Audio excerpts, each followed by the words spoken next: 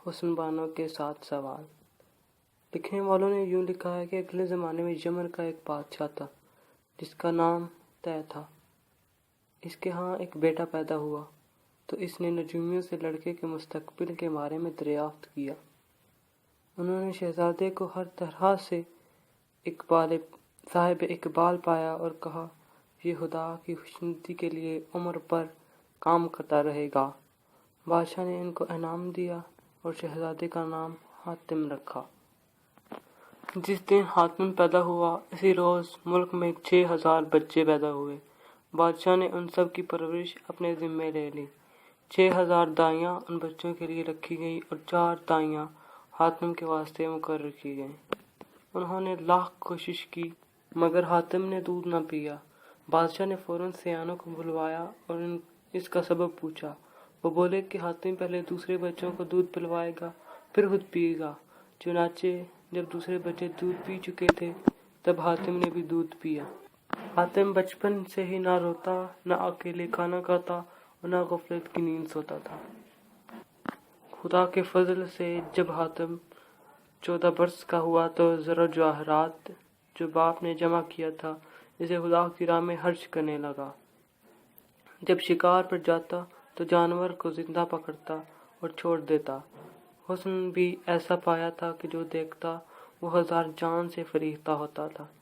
اتفاق سے ایک روز جنگل میں شکار کھیلنے گیا کہ اتنے میں ایک شیر غوراتا ہوا نظر آیا۔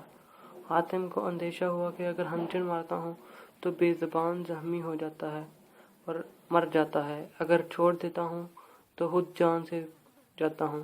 چنانچہ سوچنے لگا کہ اگر یہ میرا گوشت کھا لے تو اس کا پیٹ بھر جائے گا اور مجھے ثواب ہوگا۔ چنانچہ حاتم شیر کے آگے آیا اور بولا، اے شیر صحرائی، میرا اور میرے گھوڑے کا گوشت حاضر ہے، اپنا پیٹ بھر لے اور چلا جا۔ یہ سنتے ہی شیر اپنا سر جھکا کر حاتم کے قدموں میں آ پڑا۔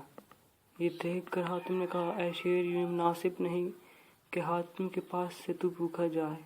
اگر مجھ کو نہیں کھاتا تو میرا گھوڑا موجود ہے۔ شیر کچھ نہ بولا، سر جھکا کر چلا گیا۔ غرض حاتم برابر ہر خدا کی خدمت کرتا رہتا تھا۔ اسی زمانے میں ملک خراسان میں ایک بادشاہ تھا جس کے عدل و انصاف کا یہ عالم تھا کہ شیر اور بکری ایک ہی گھاٹ پر پانی پیتے تھے۔ اس جگہ برزخ نامی ایک بڑا مالدار تاجر رہتا تھا۔ بادشاہ اس پر بڑا مہربان تھا۔ اس سوداگر کی ایک بیٹی تھی جس کا نام حسن بانو تھا۔ سوداگر کا جب آخری وقت آ پہنچا تو حسن بانو 12 برس کی تھی۔ چنانچہ سوداگر نے حسن بانو کو بادشاہ کے سپرد کیا اور ابدی نیند سو گیا۔ بادشاہ نے بھی اسے اپنی بیٹیوں کی طرح رکھا اور اس کے باپ کا سارا زر و جواہر اسی کو بخش دیا، خود لالچ نہ کیا۔ جب لڑکی بڑی ہوئی تو اس نے اپنی دائی سے کہنے لگی، اے مہربان ماں، دنیا پانی کے بلبلے کی طرح ہے، اتنی دولت لے کر میں اکیلی کیا کروں گی؟ بہتر یہ ہے کہ اس کو راہ خدا میں لٹا دوں اور خود بھی شادی بیاہ بھی نہ کروں بلکہ یاد خدا میں مشغول رہوں۔ اب تم بتاؤ کہ شادی سے کس طرح چھٹکارا پاؤں؟ دائی نے بلائیں لے کر کہا، اے جان مادر، تو ان 7 سوالوں کو لکھ کر اپنے دروازے پر لگا دے کہ یہ کہہ کہ جو تیرے 7 سوالوں کو پورا کرے گا میں اس کو قبول کروں گی۔ وہ 7 سوال یہ ہیں۔ پہلا سوال یہ ہے کہ ایک بار دیکھا ہے دوسری بار کی ہوس ہے۔ دوسرا سوال یہ ہے نیکی کر دریا میں ڈال۔ تیسرا سوال یہ ہے کہ بدی کسی سے نہ کر، اگر کرے گا تو وہی پائے گا۔ چوتھا سوال یہ ہے کہ سچ کہنے والے کے آگے ہمیشہ راحت ہے۔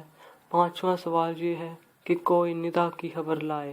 چھٹا سوال یہ ہے کہ وہ موتی جو مرغابی کے انڈے کے برابر ہے اس کی جوڑی پیدا کرے۔ ساتواں سوال یہ ہے کہ حمام باد گرد کی خبر لائے۔ حسن بانو کو یہ مشورہ پسند آیا اور سوچنے لگی کہ ایسا کون ہوگا جو ان 7 سوالوں کے جواب لائے گا۔ انہی خیالات میں غلطاں اور پیچاں وہ 8 پہر نماز روزے میں مشغول رہنے لگی۔ ایک دن اپنے کوٹھے پر بیٹھی بازار کا تماشا دیکھ رہی تھی کہ اتنے میں ایک فقیر نہایت بزرگ صورت 40 آدموں کو لیے اس طرح سے اس ادا سے گزرا کہ پاؤں بھی زمین پر نہ رکھتا تھا۔ اس کے وہی خادم سونے کی اینٹیں قدم تلے رکھتے جاتے تھے اور وہ ان پر پیر رکھتا ہوا چلا جاتا تھا۔ یہ دیکھ کر حسن بانو نے اپنی دائی سے کہا، اے اماں جان، یہ فقیر بڑا صاحب ایک کمال معلوم ہوتا ہے۔ دائی نے کہا، اماں واری، یہ بادشاہ کا پیر ہے۔ بادشاہ مہینے میں 2-4 بار اس کے پاس جاتا ہے اور یہ بھی کبھی کبھی بادشاہ کے پاس آتا ہے۔ اس پر حسن بانو بولی، اگر تم اجازت دو تو اس درویش کو گھڑی 2 گھڑی کے لیے اپنے گھر میں آنے کی زحمت دوں۔ دائی نے کہا، اس میں پوچھنے کی کیا بات، مصر مشہور ہے کہ آنکھوں سکھ کلیجے ٹھنڈک۔ دوسرے دن وہ فقیر اپنے 40 فقیروں کے ساتھ حسن بانو کے گھر میں آ پہنچا۔ حسن بانو نے دروازے سے لے کر نشست گاہ تک ضرب فت کا فرش پہلے ہی کروا رکھا تھا۔ وہ اس کو رونقتا ہوا مسند شاہانہ پر آ بیٹھا۔ خواجہ سرا زر و جواہر کی کشتیاں لے کر آگے لے آئے۔ اس نے کچھ قبول نہ کیا۔ پھر بہت خوان شیریں اور میوے کے لائے اور سونے چاندی کے برتنوں میں قسم قسم کے کھانے رکھ کر اس کے ہاتھ دھلوائے اور عرض کرنے لگے کہ ہماری بی بی کی التجا ہے کہ آپ کچھ تناول فرمائیں۔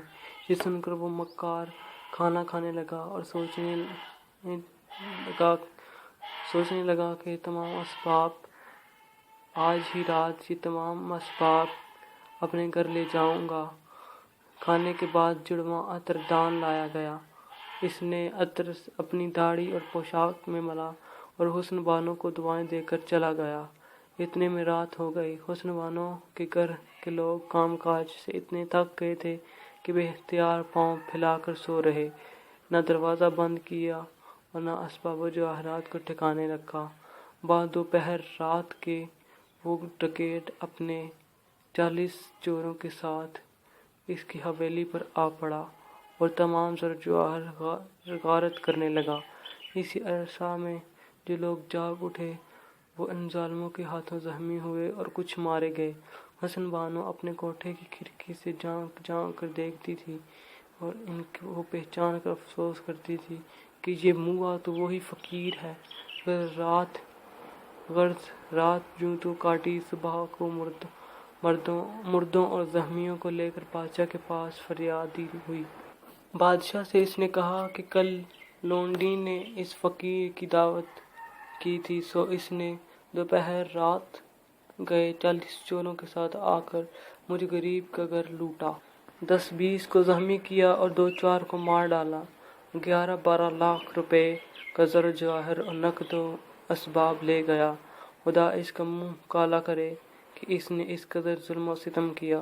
یہ سنتے ہی بادشاہ غصہ میں آ گیا اور بولا، نادان، تجھے کچھ شعور بھی ہے جو ایسے ولی پر تہمت لگاتی ہے؟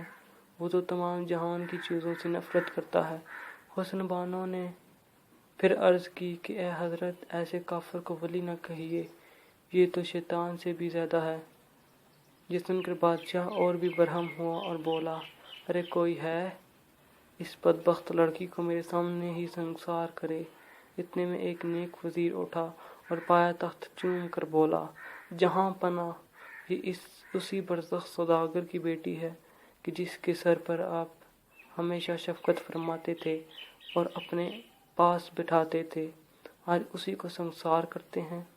اگر اس کے ساتھ یہ سلوک ہوا تو ہر ایک اس اندیشے سے ہلاک ہوگا کہ جہاں پناہ ہمارے بعد ہماری اولاد سے بھی یہی سلوک کریں گے، اور اس خیال سے آپ کے غلام ایک ایک کر کے بھاگنا شروع کر دیں گے اور کیا عجب کہ غنیموں سے جا ملیں۔ یہ عرض کرنی واجب تھی، آگے جو خدا مرضی۔ یہ سن کر بادشاہ بولا، اے دانشمند، میں تیری سفارش اور برزخ سوداگر کی خاطر سے اس کی جان بخشی کرتا ہوں، مگر یہ آج ہی اس شہر سے نکال دی جائے۔ ہمارے آدمی اس کو جلا وطن کریں اور اس کے گھر کا سارا سامان، توشے خانے، شاہی لباس وغیرہ رکھنے کا مکان میں داخل کریں۔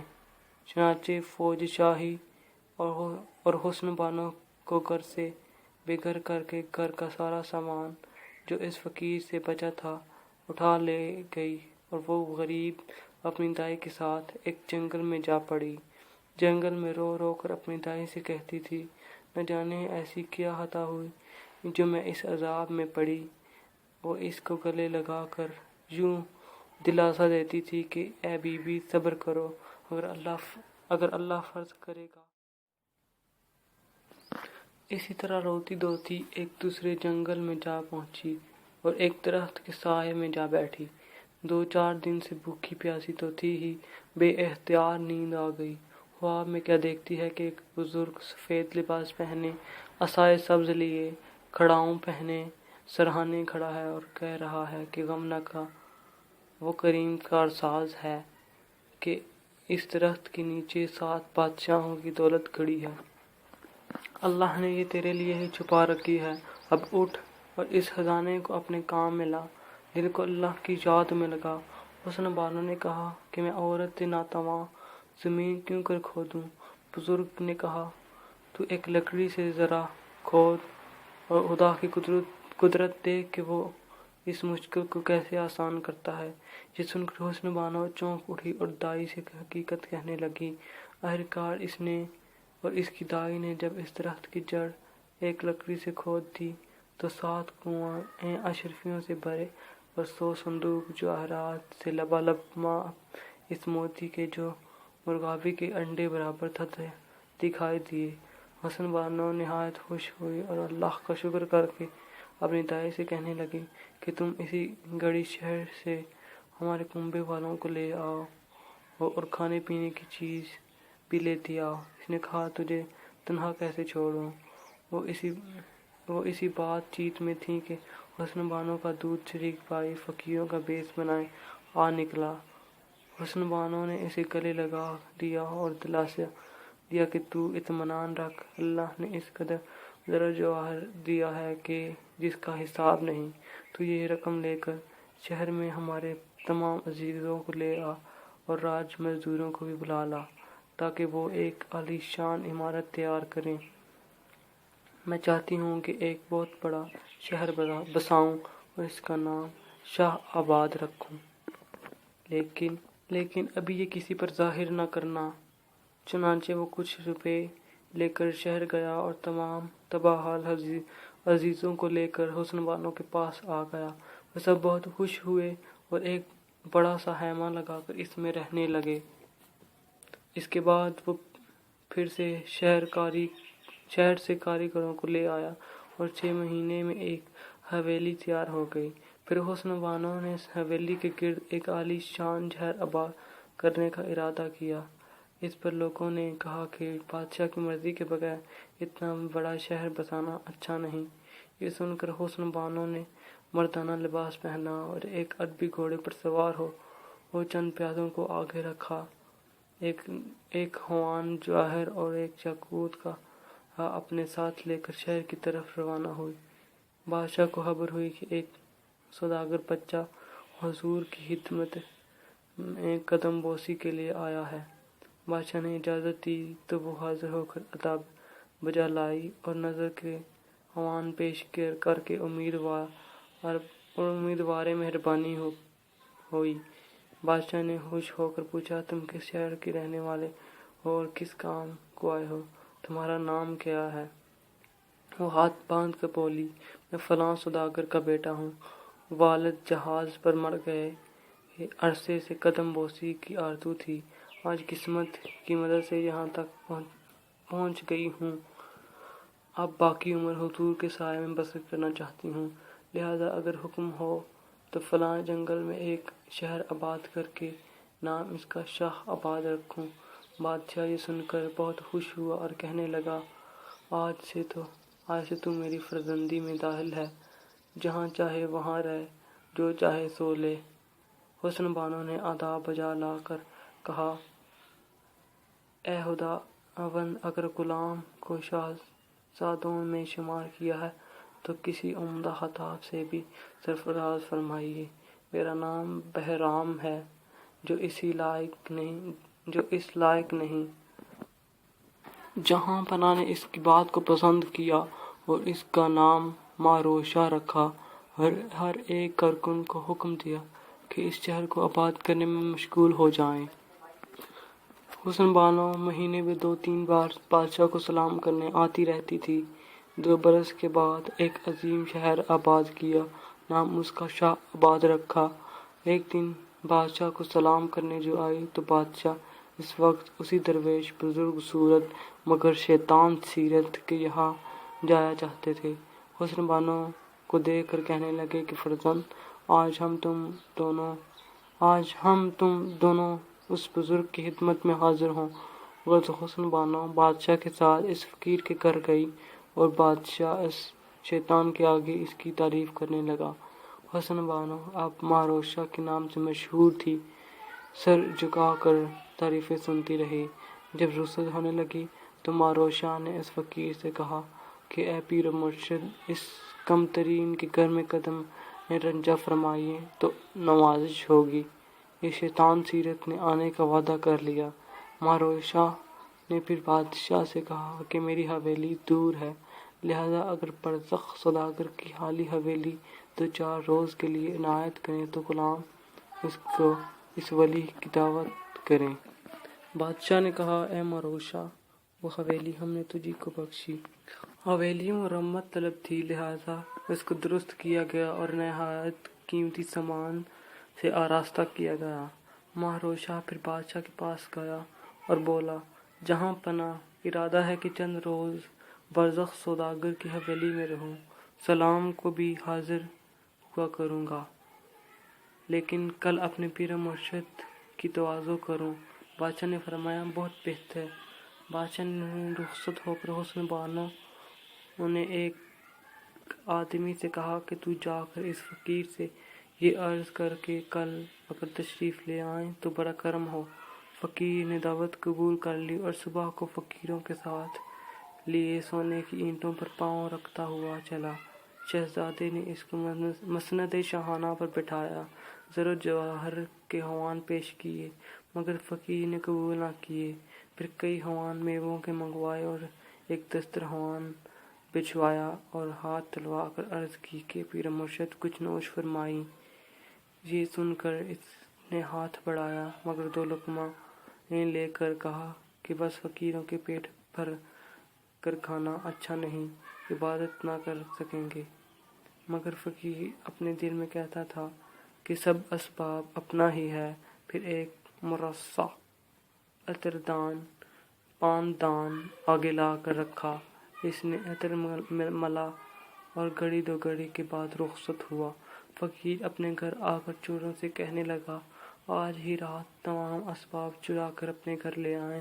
جب رات ہو گئی تو اس نے چوروں کے کپڑے پہنے اور 19-40 چوروں کو لے کر حویلی کی طرف چلا۔ ماروشا نے تمام اسباب اسی طرح رہنے دیا تھا اور اپنے آدمیوں کو کہہ دیا تھا کہ مستعد بیٹھے رہیں، اور ایک رکا شہر کے کوتوال کو لکھ بھیجا کہ آج کی رات ڈاکہ پڑنے کی خبر ہے، تم کچھ آدمیوں کو لے کر جلد آؤ اور کونے میں چھپے گات میں رہو۔ جس وقت حویلی میں سے شور و گل کی فضا آواز بلند ہوئی، اسی گھڑی تم آ جانا اور چوروں کو گرفتار کر لینا۔ چنانچہ کوتوال 200 پیادوں کے ساتھ حویلی کے دائیں بائیں آ کر بیٹھ رہا کہ اتنے میں وہ فقیر اپنے اچکوں کے ساتھ حویلی میں جا گھسا اور اسباب لوٹنے لگا۔ ہر ایک نے گٹھری باندھ کر سر پر رکھی۔ وہ فقیر بھی مرصع طاؤس کو لے کر حویلی سے باہر نکلا۔ پیادے تو طاق میں تھے ہی اپنی اپنی جگہ سے کودے اور ان کو باندھنے لگے۔ فوراً سب کی مشکیں، کاسلیں اور گھڑیاں ان کے گلے میں ڈال دی۔ اس قدر شور و گل ہوا کہ کوتوال خود چلا گیا۔ حسن بانو ان دشمنوں کو گرفتار دیکھ کر نہایت خوش ہوئی۔ صبح کو بادشاہ تخت پر جلوہ افروز ہوئے، وزیر امیر ہاتھ باندھ کر کھڑے ہو گئے۔ اتنے میں کوتوال ان سب کو باندھے آ پہنچا اور بولا، جہاں پناہ رات برزخ سوداگر کی حویلی میں چوری ہوئی، یہ نمکوار وہاں پہنچا اور چوروں کو معذر و جواہر لے کر آیا ہوں۔ یہ ظاہر صورت آشنا معلوم ہوتا ہے۔ اتنے میں ماروشن بھی آ گیا۔ بادشاہ نے اس سے پوچھا کہ اے فرزند، رات تمہارے ہاں چور آ گئے؟ اس نے کہا جی ہاں، اگر کوتوال وقت پر نہ پہنچتا تو میں مارا جاتا۔ یہ سن کر بادشاہ نے کہا کہ چوروں کو ہمارے سامنے لاؤ۔ چور لائے گئے۔ بادشاہ ہنسا اور بولا کہ اے فرزند، یہ تو ہمارے ارزق شاہ صاحب معلوم ہوتے ہیں، انہیں اور نزدیک لاؤ۔ چنانچہ وہ آگے آئے اور یہ خوبی پہچاننے لگے۔ کوتوال کو حکم دیا کہ ان کو گٹریاں اور کمریں کھولو۔ جب تلاشی لی گئی تو ہر ایک کے پاس سے رومال اور کمندیں اور پھانسیاں نکلی۔ ارزق کی کمر سے بھی طاؤس مرثا اور پھانسیاں نکلی۔ بادشاہ نے کہا کہ ان کو ابھی سولی دو تاکہ پھر ایسی دغا بازی نہ کرے۔ بادشاہ کے زبان ہلانے کی دیر تھی کہ جلاد نے ہر ایک کا کام تمام کیا۔ تب حسن بانو اٹھی اور ہاتھ باندھ کر بولی، جہاں پناہ، یہ لونڈی برزخ سوداگر کی بیٹی ہے۔ حضور نے اس بے حیا فقیر کے واسطے لونڈی کو شہر بدر کیا تھا۔ میرے باپ کا مال اس کے گرب میں تھا، اگر اس کو کھدوا دیں تو جھوٹ سچ ظاہر ہو جائے گا۔ بادشاہ پشیمان ہوا اور حسن بانو کی تعریفیں کرنے لگا۔ جب فقیر کا مکان کھودا تو برزخ سوداگر کا تمام مال نکلا۔ حسن بانو نے وہ سب بادشاہ کی نظر کیا اور بادشاہ کو اپنے گھر آنے کی دعوت دی۔ بادشاہ نے اسے قبول کیا، پھر وہ رخصت ہو کر اپنے شہر آئی۔ 2-3 دن بعد بادشاہ نے اس شہر کی طرف کوچ کیا۔ حسن بانو نے اس کی خوب خاطر کی، کئی خوان زر و جواہر کے پیش کیے۔ پھر بادشاہ کو وہ 7 کنویں زر و جواہر سے بھرے ہوئے دکھائے گئے۔ حسن بانو نے بادشاہ سے کہا کہ یہ سب شاہی خزانے میں داخل کروا دیے جائیں۔ چنانچہ بادشاہ نے وزیروں کو حکم دیا، مگر جب انہوں نے چاہا کہ اشرفیاں نکالیں تو وہیں پر وہ زر و جواہر سانپ اور بچھو کی صورت ہو گئے۔ وہ لوگ ڈر کر بادشاہ کے پاس گئے۔ بادشاہ حیران ہوا اور حسن بانو پشیمان ہوئی۔ پھر بادشاہ بولا، اے دختر، یہ مال و اسباب حق تعالیٰ نے تیری ہی قسمت میں لکھا ہے، دوسرا نہ لے سکے گا۔ بادشاہ رخصت ہوا، تھوڑے سپاہی حفاظت کے واسطے چھوڑ گیا۔ حسن بانو نے اسی روز ایک عالی شان مسافر خانہ بنوایا۔ جو کوئی اس شہر میں آتا اس کو ضرورت کے مطابق خرچ دیتی۔ چند ہی دنوں میں اس کے شہر کی دور دور تک شہرت پھیل گئی۔ رفتہ رفتہ یہ خبر شہر خوارزم میں پہنچی۔ وہاں کا بادشاہ لشکر عظیم اور ملک وسیع رکھتا تھا۔ اس کا ایک بیٹا منیر شامی 14-15 برس کا نہایت حسین تھا۔ اس نے بھی حسن بانو کی خوبصورتی کا چرچا سنا تو فریفتہ ہو گیا اور ایک مصور سے کہا کہ حسن بانو کی ایک تصویر بنا لا۔ چنانچہ مصور وہاں پہنچا۔ حسن بانو کے نوکر اسے حسن بانو کے پاس لائے جیسا کہ دستور تھا۔ مصور نے نوکری کی درخواست کی اور کہا کہ میں تصویریں بناتا ہوں۔ حسن بانو نے اسے نوکر رکھ لیا۔ چند دنوں کے بعد جی میں آئی کہ اپنی تصویر کھنچوائے اور مصور کا جھوٹ سچ معلوم کرے۔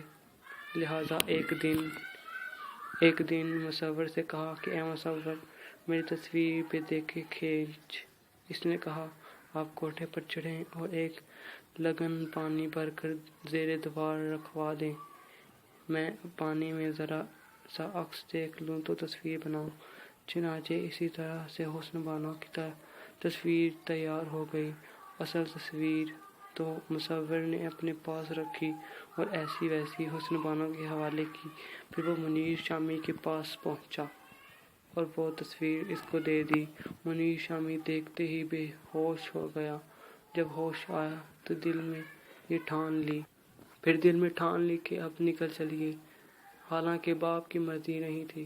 آخرکار آدھی رات کو فقیروں کی طرح گھر سے اکیلا نکلا اور شاہ آباد کی راہ لی۔ جب وہاں پہنچا تو حسن بانو کو اس کی اطلاع ہوئی کہ ایک مسافر ایسا ہے کہ نہ کھاتا ہے نہ بات کرتا ہے۔ حسن بانو نے اسے بلوایا اور کہا، اے مسافر، تو نے کھانا پینا کیوں چھوڑا اور روپیہ کیوں نہ لیا؟ اس نے کہا کہ شہر خوارزم کا شہزادہ ہوں، زر جواہر کا محتاج نہیں۔ حسن بانو نے پوچھا، تو پھر فقیروں سا حال کیوں بنایا ہے؟ بولا، میں تیری تصویر کو دیکھ کر دیوانہ ہوا، شہزادگی کو ہاک میں ملا کر یہاں تک آ پہنچا ہوں، آگے تیری مرضی۔ یہ سن کر حسن بانو نے کہا، اے نوجوان، یہ خیال اپنے دل سے نکال ڈال، کیونکہ اگر ہاک ہو کر تو ہوا کے ساتھ اڑتا پھرے گا تب بھی میرے پاس نہ آ سکے گا۔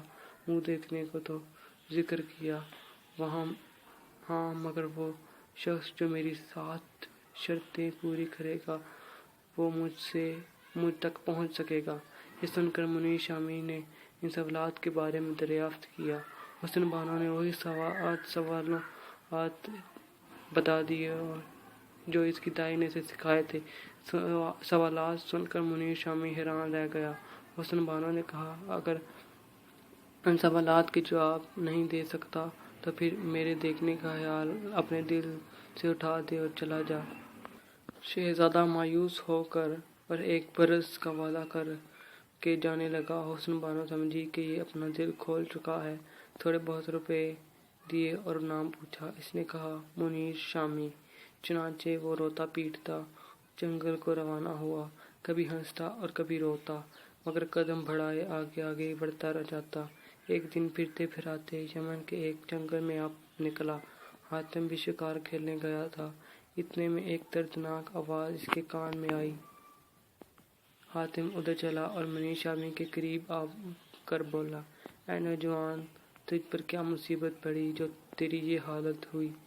اس نے جواب دیا، اے بھائی، کیا کہوں، کون ہے جو میرے درد دل سنے اور اس کا علاج کرے؟ حاتم نے کہا، تو ہاتھ جمع کر رکھ اور مجھ سے کہہ، میں نے اللہ کی راہ میں کمر باندھی ہے، تیرے بھی کام آؤں گا۔ منیر شامی نے جو ہمدردی کی باتیں سنی تو اپنی بغل سے وہ تصویر نکالی اور حاتم کو دکھا کر بولا، اب تو ہی بتا کہ بن دیکھے اس کے کیوں کر جیوں؟ حاتم تصویر دیکھ کر حیران رہ گیا، بولا، نا امید مت ہو، جب تک تیرا دوست تجھ سے نہیں ملاؤں گا تب تک تیرا ساتھ نہیں چھوڑوں گا۔ اور اسی طرح تسلی دے کر یمن لے گیا، پوشاکیں بدلوائی، دعوتیں کھلائیں۔ تو 4 روز بعد منیر شامی کو اداس دیکھ کر حاتم نے اپنے امیروں وزیروں کو جمع کیا اور بولا، جس طرح میرے سامنے مسافروں کو مکان، بھوکوں کو کھانا اور ننگوں کو کپڑا ملتا ہے، اسی طرح سے میرے آنے تک ملتا رہے۔ حاتم اس طرح سمجھا اب جا کر منیر شامی کے ساتھ شاہ آباد کی طرف روانہ ہو گیا۔ جب یہ وہاں پہنچے تو حسن بانو نے انہیں بلوایا اور پردے کی آڑ میں بیٹھ کر ان کا حال دریافت کیا۔ حاتم نے منیر شامی کی حالت زار کی طرف توجہ دلائی۔ وہ بولی، اے بندہ خدا، میں نامحرم کے سامنے کیوں کروں؟ ہاں، جو کوئی یہ 7 سوال پورے کرے گا وہی نکاح کے بعد مجھے دیکھ سکے گا۔ حاتم نے کہا کہ وہ کون سے سوال ہیں؟